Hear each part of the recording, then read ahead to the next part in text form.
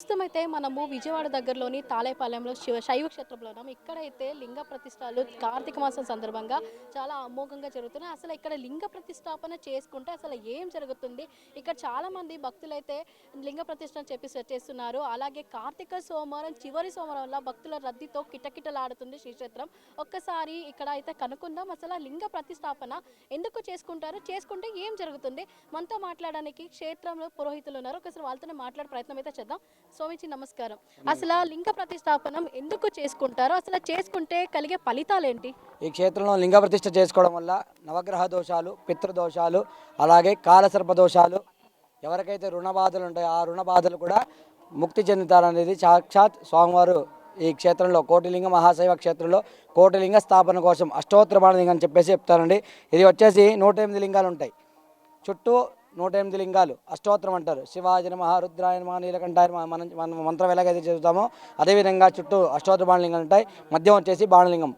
ఆ శివలింగాన్ని ప్రత్యేకత ఏంటంటే ఈ 3 గ్రహ దోషాలు కూడా చాలా విశేషంగా నిర్మూలనతో పలిగి, అలాగే ఈ కోటి లింగాల్లో ఒక శివలింగాన్ని స్వయంగా భక్తుల చేత ప్రతిష్ఠించే ఒక అవకాశాన్ని శివస్వామి వారి క్షేత్రంలో చాలా విశేషంగా అందరికీ కూడా సంప్రదించారని చెప్పేసి చాలా విశేషంగా చెప్పగలచ్చు. అలాగే ఇక్కడ ఒక దిమ్మె మీద వచ్చేసి 1,00,000 శివలింగాలు అయితే ప్రతిష్ఠ చేయబడతాయండి.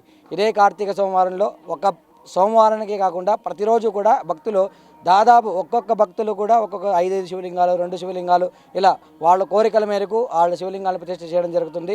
ప్రతినిత్యం పితృదోష పరిహారార్థం కూడా శివలింగ ప్రతిష్టలు కూడా చేసుకోవచ్చు. పితృదేవతల పేరు మీద కూడా శివలింగ ప్రతిష్టలు కూడా చేసుకునే అవకాశం శివస్వామి వారు ఇక్కడ భక్తులకి కల్పించడం జరుగుతుందండి. కలిగే ఫలితాలు ఏంటి ప్రతిష్టాపన చేసుకుంటే? నవగ్రహ దోషాలు, ఎవరికైతే గ్రహ దోషాలు ఉంటాయి, 9 గ్రహ దోషాలు ఉంటాయి, ఆ గ్రహ దోషాలు కూడా తొలగిపోతాయండి.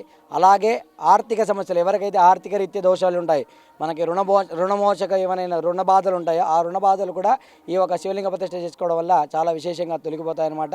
అలాగే ఇక్కడ ఏంటంటే విశేషంగా ఇంకొకటి ఏంటంటే పితృదోషాలు.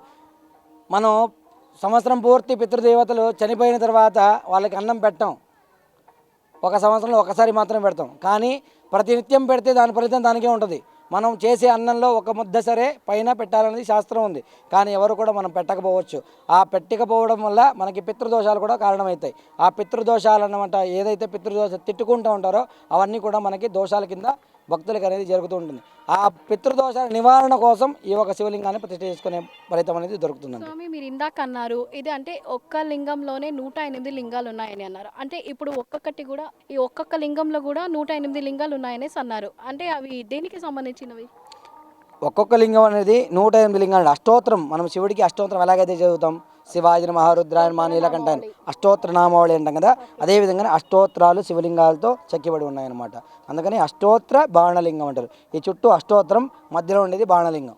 అంటే స్వామి, ఇప్పుడు అష్టోత్తర శతనామావళితో కూడిన లింగ ప్రతిష్టాపన వల్ల ఇక్కడ చాలా అమోఘమైన అద్భుతాలు కలుగుతాయి అన్నారు. అలాగే ఇప్పుడు ఇందాక అన్నారు పితృపక్ష అంటే పితృదోషాలు చాలా ఉంటాయి.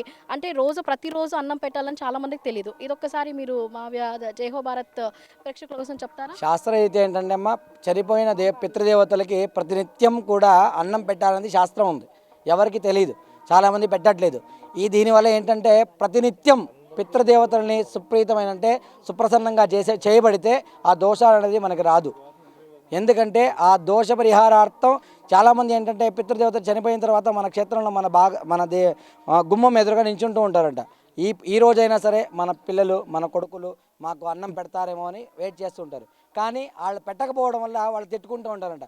అరే ఈరోజు కూడా వచ్చాను నేను ఈ క్షేత్రంలో, వాళ్ళ ఇంటి గుమ్మం మీద వచ్చాను, నా ఇంటి దగ్గరికి వచ్చాను, కానీ వాళ్ళని అన్నం పెట్టట్లేదు. ఆ తిట్టుడు అనేది ఏదైతే పడతాయో ఆ తిట్లు మనకి శాపాలుగా మారుతాయి అనమాట. పితృదేవతల తిట్లు మనకి శాపాలుగా పడతాయి, పితృదోషాల కింద మనకి అనువర్తిస్తాయి అనమాట. ఆ పితృదోషాలు ఇలా విధంగా ప్రతిష్ఠ చేసుకోవడం వల్ల ఆ పితృదోషాలు కూడా తొలగిపోతాయి. చాలా